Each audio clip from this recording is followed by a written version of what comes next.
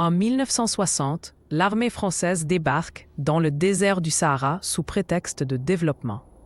Les habitants, ignorant des véritables intentions, observent avec méfiance les convois militaires.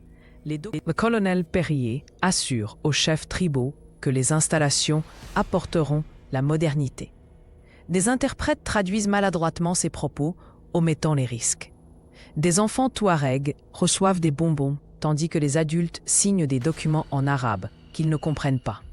Ce jour-là, 17 villages acceptent tacitement leur propre destruction.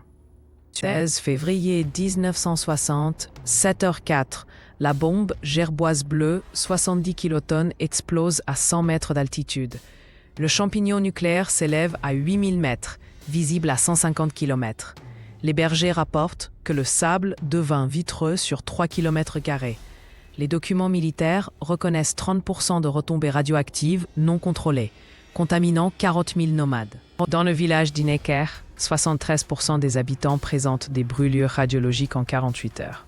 Les médecins militaires notent des cas de cécité temporaire chez 90% des témoins.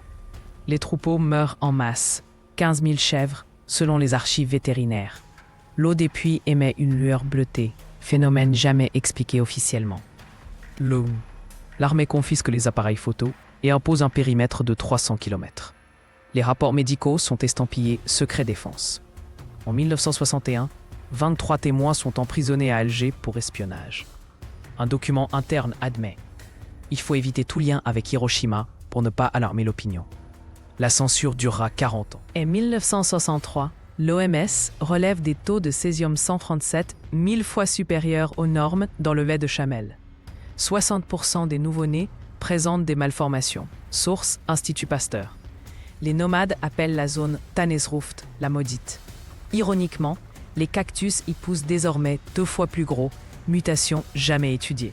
En 1966, 300 survivants marchent 400 km vers Insala pour protester. Leur chef, Moussa Ag Akamouk, est disparu après son arrestation. Des graffitis anti-Finag, alphabet touareg, apparaissent sur les bunkers abandonnés. Ici dorment les assassins. La répression fera 17 morts. Aucun monument ne commémore ces martyrs. Après 17 essais atmosphériques, la France quitte le Sahara en 1967 sans décontamination. Les archives révèlent que seulement 2% du budget fut alloué aux études sanitaires. Le dernier message radio du camp militaire dit « Mission accomplie, démantèlement terminé ». 550 tonnes de matériel radioactif restent enterrées sur place. Et en 2019, une étude génétique, CNRS, confirme des mutations chromosomiques chez 78% des descendants.